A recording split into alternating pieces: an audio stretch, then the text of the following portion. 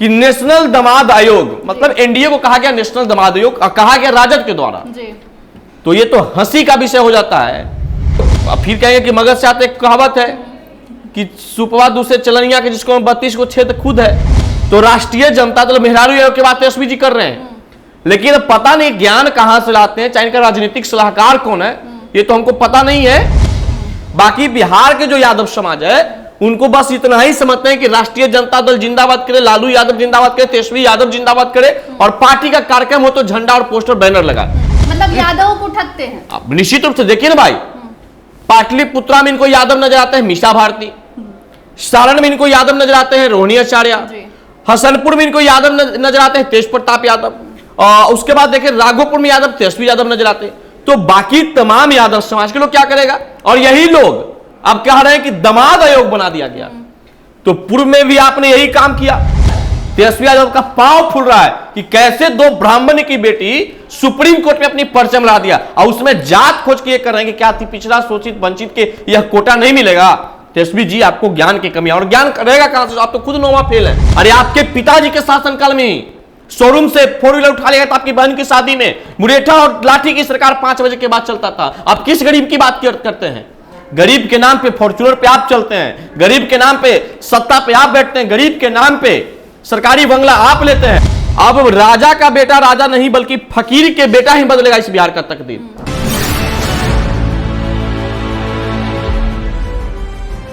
नमस्कार, star TV Bihar देख रहे हैं आप और मैं आपके साथ वंदना। देखिए, बिहार में चुनावी साल है, कुछ ही दिन शेष बचे हैं और उसके पहले बिहार के हर एक वर्ग को साधने की कोशिश भी की जा रही है। आज तो नीतीश कुमार ने वृद्धा पेंशन भी बढ़ा दिया। इसके कुछ ही दिन पहले सवर्ण आयोग का गठन भी हुआ, जिसके बाद बिहार में सवर्ण आयोग को लोग भूल गए, लेकिन दामाद आयोग और मेहरारू आयोग की चर्चा होने लगी। इन्हीं सभी तमाम मुद्दों पर बिहार की सियासत पर और आने वाले चुनाव को लेकर क्या कुछ माहौल बन रहा है, उसी पर हम बात करेंगे। हमारे साथ बात करने के लिए सवर्ण सेना के राष्ट्रीय प्रवक्ता पुरुषोत्तम राज हमारे साथ मौजूद हैं। बहुत बहुत स्वागत है। तो पहले आपका बहुत बहुत धन्यवाद। पुरुषोत्तम जी, सबसे पहले तो आप सवर्ण समाज के लिए हमेशा से आवाज़ उठाते हैं, और ऐसे में बिहार में सवर्ण आयोग का गठन किया जाता है चुनाव के ठीक पहले, इसको आप किस तरीके से देखते हैं? देखिए, हम तो सरकार को धन्यवाद देंगे कि हम लोग का लंबे अरसे से इसकी लड़ाई था जी। हम लोग इसके लिए हर तरह के लड़ाई लड़े, सड़क पर लड़े, बड़े बड़े कार्यक्रम करके लड़े, क्योंकि हम लोग सदन के तो सदस्य नहीं सदन में लड़ सकते थे, लेकिन हमने सदन के सदस्यों के इस बात के लिए हमने ज्ञापन दिया था कि सवर्ण आयोग का भी गठन हो बिहार में, और सरकार ने कराया, गठन हुआ, इसके लिए हम धन्यवाद देते हैं। लेकिन एक मांग इसमें मेरा है, क्योंकि पूर्व में भी यह सवर्ण आयोग 2011 में बना था, लेकिन 1 साल पूरे बिहार में कैंपेनिंग करने के बाद यह सवर्ण आयोग फिर रद्द कर दिया गया था। तो इस चुनावी साल में स्वर्ण वोट साधने के लिए एक इसको जरिया न बना लिया जाए, इसे एक संवैधानिक दर्जा मिले, और जैसे तमाम आयोग का संवैधानिक दर्जा, उसी प्रकार से सवर्ण आयोग का भी एक संवैधानिक दर्जा होना चाहिए। तब यह सवर्ण आयोग के लिए हम सरकार को बधाई देंगे, धन्यवाद देंगे, और तमाम सवर्ण समाज बिहार के इस चीज के लिए खुशी महसूस जी। आप भले सरकार को धन्यवाद दे रहे हैं, लेकिन जैसा कि आपने एक टर्म यूज किया कि चुनावी साल में चुनावी फायदे के लिए, और कहीं ना कहीं कहा जा रहा है कि चुनावी साल में अचानक से जहां व्यावसायिक आयोग बनाने की बात हो रही थी, वैश्यों को खुश करने की बात हो रही थी, वहां सवर्णों को खुश कर दिया गया है। तो ये तो साफ तौर पर देखा जा रहा है कि भाजपा जिस मंशे से आगे बढ़ रही है, सवर्ण को अपने साथ लेना, तो ऐसे में क्या लगता है कि सिर्फ सवर्णों को अभी चुनावी साल में एक आयोग बना दिया गया और उसके बाद उन्हें ठग लिया जाएगा फायदा उठा के? नहीं, 2011 में हुआ था, उसके बाद रद्द होने के बाद देखिए हम लोग मगध से आते हैं, तो मगध में एक कहावत है कि दूध से मुंह जड़ता है तो लोग मट्ठा फूंक के पीते हैं। तो 2011 में जो आयोग बना वो आयोग को खत्म कर दिया गया, फिर यह आयोग 2025 में बन रहा है। तो लोग इसे देख रहे हैं कि कहीं कहीं यह चुनावी जुमला हो जाए, और जैसे ही हमने सरकार को बधाई दिया, इस आयोग बनने पर हमने खुशी जाहिर किया, तो लोग का कमेंट भी आया, समाज के लोगों का भी कहना है कि क्यों ना फिर बाद में इस तरह के जैसे पहले रद्द हुआ फिर रद्द हो जाए। यही सवाल हमारा तो ये सवाल होता है सरकार से लोगों का, क्योंकि पहले जो काम हो चुका है तो लोगों का इस बात का भय होता है। तो अगर इस बार ऐसा हुआ तो मैं दावे के साथ कर सकता हूं कि जब लड़ के सवर्ण आयोग बनवा सकते हैं तो हमारे अंदर वो ताकत है, हमारे अंदर वो क्षमता है, कि एकजुट होकर के संवैधानिक दर्जा भी दिला देंगे और समाज को संपूर्ण इसका लाभ मिलेगा। एक सवाल और आपसे ये है पुरुषोत्तम जी कि आप भी सवर्णों के लिए आवाज उठाते हैं, कुछ ऐसे तबके लोग हैं जो दलितों के लिए आवाज उठाते हैं, लेकिन जब दलितों के लिए कुछ बड़ा ऐलान होता है तो कोई आकर दामाद या फिर बहुत सारे नाम ऐसे नहीं लेता है जो नहीं लेने चाहिए, खासकर राजनीति में। लेकिन जैसे ही सवर्ण समाज सवर्ण आयोग का गठन होता है वैसे ही मेहरारू आयोग बनाने की मांग कर दी जाती है, दामाद आयोग बनाने की मांग कर दी जाती है। इस पर आप क्या कहना चाहते हैं? देखिए, निश्चित रूप से बिहार में जो विपक्ष के नेता लोग हैं, अब विपक्ष के में खास तौर पे देखिए कि राजद की अगर हम बात करते हैं तो राष्ट्रीय जनता दल की जब से आयोग बना, बिहार राज्य धार्मिक न्यास बोर्ड के सदस्य बनाए गए आचार्य श्री किशोर कुणाल जी के पुत्र सयान कुणाल जी, उसके बाद से पोस्टर बार शुरू हो गया। जीतनराम मांझी जी के दामाद बनाए गए, अल्पसंख्यक आयोग के उपाध्यक्ष बनाए गए, वहीं रामविलास पासवान जी के दामाद अध्यक्ष बनाए गए। तो उसके बाद से लगातार सोशल मीडिया से लेकर के बड़े बड़े चौक चौराहे पे इस तरह का पोस्टर लगाया गया कि नेशनल दामाद आयोग, मतलब एनडीए को कहा गया नेशनल दामाद आयोग, कहा गया राजद के द्वारा। तो ये तो हंसी का विषय हो जाता है कि हम लोग फिर कहेंगे कि मगध से आते एक कहावत है कि सुपवा दूसरे चलनिया के जिसको 32 को छेद खुद है। तो राष्ट्रीय जनता दल मेहरारू आयोग की बात तेजस्वी जी कर रहे हैं, लेकिन पता नहीं ज्ञान कहां से लाते हैं, चाहे इनका राजनीतिक सलाहकार कौन है ये तो हमको पता नहीं है। ये डोमिसाइल की भी बात बिहार में करते थे कि डोमिसाइल लागू हो, डोमिसाइल लागू हो। जब राजनीतिक डोमिसाइल की बात होता है तो ये हरियाणा के संजय यादव को लाकर राज्यसभा देते हैं। बाकी बिहार के जो यादव समाज है उनको बस इतना ही समझते हैं कि राष्ट्रीय जनता दल जिंदाबाद करे, लालू यादव जिंदाबाद करे, तेजस्वी यादव जिंदाबाद करे, और पार्टी का कार्यक्रम हो तो झंडा और पोस्टर बैनर लगाए, मतलब यादव को ठगते हैं। अब निश्चित रूप से देखिए ना भाई, पाटलिपुत्रा में इनको यादव नजर आते हैं मीसा भारती, सारण में इनको यादव नजर आते हैं रोहिणी आचार्य, हसनपुर में इनको यादव नजर आते हैं तेज प्रताप यादव, उसके बाद देखें राघोपुर में यादव तेजस्वी यादव नजर आते हैं। तो बाकी तमाम यादव समाज के लोग क्या करेगा? और यही लोग अब कह रहे हैं कि दामाद आयोग बना दिया गया। तो पूर्व में भी आपने यही काम किया, आपने भले दामाद को आपने ऑप्शन नहीं दिया, लेकिन आपने बेटी को बढ़ाने में कोई कसर भी नहीं छोड़े। आपने सिंगापुर से रोहिणी आचार्य दीदी को लाकर के सारण चुनाव लड़ा दिया गया। अच्छा, एक सवाल है कि ये कहते हैं कि हम A to Z की पार्टी हैं, तो जब A to Z की पार्टी है तो ऐसे में सवर्णों का आयोग बन रहा है, तो इनको मिर्ची क्यों लग रही है? नहीं, इनको सवर्णों का आयोग से ही मिर्ची नहीं रहता है। सवर्ण समाज के कोई भी व्यक्ति को अगर किसी भी आयोग का सदस्य बना दिया जाता है तो ये लोग उसका विरोध करते हैं। देखिए ना कि जदयू के कार्यकारी राष्ट्रीय अध्यक्ष संजय झा की दो बेटी अध्या झा और सत्या झा सुप्रीम कोर्ट में भारत सरकार की वकालत करके सरकारी वकील बनी है। तो इन्होंने लिखा कि पिछड़ा अति पिछड़ा के का यह कोटा मिलता है। बड़ा हंसी आता है कि हर चीज में ये जात खोजते हैं।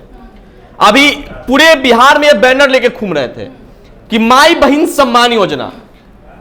तो अध्या झा सत्या झा क्या बिहार की बेटी नहीं है? अगर बिहार की दो बेटी भारत सरकार की वकालत सुप्रीम कोर्ट में करेगी तो बिहार का गर्व से सीना चौड़ा होना चाहिए, बिहारियों को गर्व से सीना चौड़ा होना चाहिए। तो तेजस्वी यादव का क्या हो रहा है?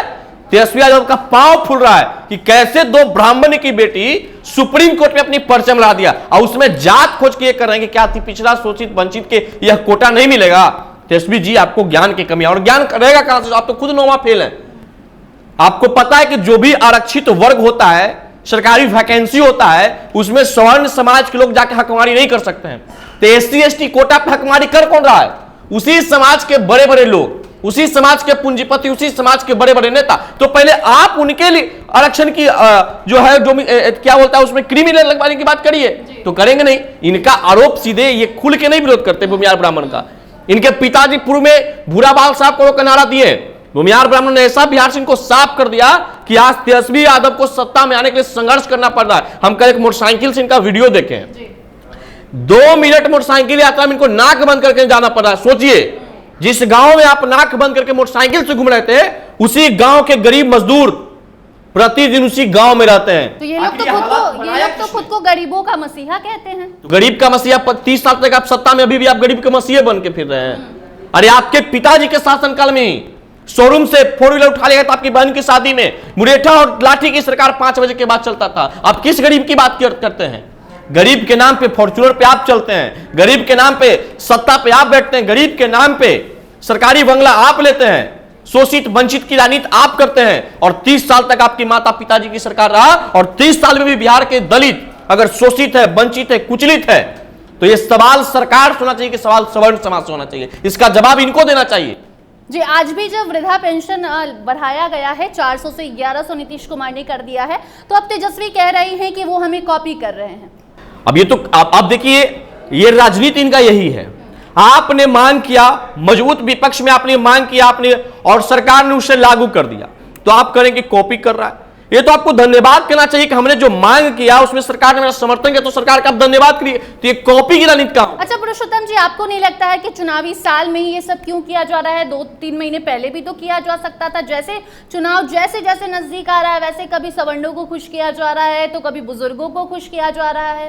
देखिए, जब चुनाव होता है चाहे पार्टी सरकार किसी का भी रहे, हर लोग ये कोशिश करते हैं यहाँ तक कि कुछ नौकरियों में डोमिसाइल भी लागू कर दिया गया है। हर लोग का ये कोशिश होता है कि कुछ ऐसा कर जाए कि जनता 25 में भी वोट हमको दे, और उसके बाद तो हर पार्टी का ये मोमेंट रहता है। क्योंकि लोग ये भी कह रहे हैं कि अभी ये लोग चुनावी जुमला कर रहे हैं या जो भी तोहफा दे रहे हैं, अभी जैसे चुनाव खत्म होगा वैसे फिर से सरकार तो आप अपना कदम फूंक के न लीजिए। आपको कोई कहां करा है? अब वृद्धा पेंशन दिया गया था, क्या नीतीश कुमार जी घर घर जाके कर रहे हैं कि आप हमको वोट देना पड़ेगा, बिना तो वृद्धा पेंशन छीन लेंगे? आप वृद्धा पेंशन लीजिए। आपको लगता है कि सरकार मेरे लिए अच्छा काम किया है, सरकार से आगे उम्मीद है कि अच्छा काम करेगा, तो आप वोट कीजिए, नहीं करेगा तो मत कीजिए। ये तो अपनी स्वतंत्रता, अपनी आजादी है। कोई मेरा हाथ दबा के थोड़े वोट तीर छाप पे डलवा लेगा या लालटेन छाप पे डलवा लेगा। जब हमारा दिली इच्छा नहीं करेगा तो हमारा कोई वोट नहीं ले सकता है। तो परिवर्तन का आपके हाथों में पावर, आप परिवर्तन कीजिए। तो जनता अगर प्यार मोहब्बत करेगा तो 25 में जिसकी सरकार आएगी आप देख लीजिएगा। अच्छा, परिवर्तन की बात हो रही है तो ऐसे में बिहार के मुख्यमंत्री को भी बदलने की बात हो रही है, आप इसका कितना समर्थन कर रहे हैं? क्योंकि अमित शाह अभी भी यही बोल रहे हैं कि वक्त बताएगा, टाइम विल से। आप उस पर क्या कहेंगे? देखिए, अमित शाह जी का बयान हमने बार बार सुना। आज भी किसी प्रिंट मीडिया को इन्होंने बयान दिया जिसमें लिखा कि हम लोग नीतीश जी के नेतृत्व में चुनाव लड़ेंगे, मुख्यमंत्री कौन होगा अगला समय तय करेगा। कुछ समय यही अमित शाह जी करते थे कि हम लोग तो निश्चित नीतीश कुमार जी को बड़ा भाई मानते हैं विधानसभा चुनाव में। तो इनका बयान का असल मतलब क्या होगा तो वो एनडीए के लोग जानेंगे। ना एनडीए के हम कोई घटक दल के सदस्य हैं, ना उसके ऑथराइज्ड प्रवक्ता है कि इस तरह की बात। बिहार में परिवर्तन होना चाहिए मुख्यमंत्री में। देखिए, परिवर्तन होना चाहिए तो क्या तेजस्वी यादव को मुख्यमंत्री बनाना चाहिए? कि उनके माता पिताजी मुख्यमंत्री थे इसलिए। अब राजा का बेटा राजा नहीं बल्कि फकीर के बेटा ही बदलेगा इस बिहार का तकदीर। अगर चेंज भी होना चाहिए तो वैसे गरीब को मुख्यमंत्री बनना चाहिए जो संघर्ष करके इस बिहार के बदलाव की बात कर सके, तेजस्वी यादव की नहीं। तो आपको लगता है कि यहाँ के नेता गरीब को आगे बढ़ाएंगे? जो नेता होगा जिसका पुराना नाता होगा, मतलब रिश्ता होगा पॉलिटिक्स से, जिसके पापा या भाई कोई होंगे, इसमें तो चिराग पासवान का भी नाम सामने आ रहा है। चिराग पासवान जी का भी नाम सामने आता। चिराग पासवान जी के प्रति लोग एक भाव देखते थे लोकसभा चुनाव से पहले, जब इन्होंने बिहार फर्स्ट, बिहारी फर्स्ट की बात की। पूरे बिहार में इन्होंने घुमा, बिहार के लोगों ने एक अच्छी निगाह से इनको देखा, एक उम्मीद भरी आशा से इनको देखा और गले लगाया। पूरे बिहार के युवा बढ़ चढ़ करके हर जात वर्ग से लोग आए और चिराग पासवान की खुली बाहों से इनको गले लगाया और कहा कि अब बिहार आप ही को सौंपेंगे, बिहार बदलेंगे, बिहार फर्स्ट, बिहारी फर्स्ट की इन्होंने बात किया। और जैसे ही लोकसभा में एनडीए की सरकार बना, चिराग पासवान जी 100% स्ट्राइक रेट से चुनाव जीते। उसके बाद इनका बिहार फर्स्ट, बिहारी फर्स्ट भी भुला गया। चुनाव में इनको 5 टिकट मिला, उसमें भी भुला गए। अब तो कह रहे हैं कि बिहार बुला रहा है चुनाव। जो इनका, एक मिनट, जो इनका नारा था बिहार फर्स्ट, बिहारी फर्स्ट, वो नारा क्या हो गया? परिवार फर्स्ट और पैसा फर्स्ट।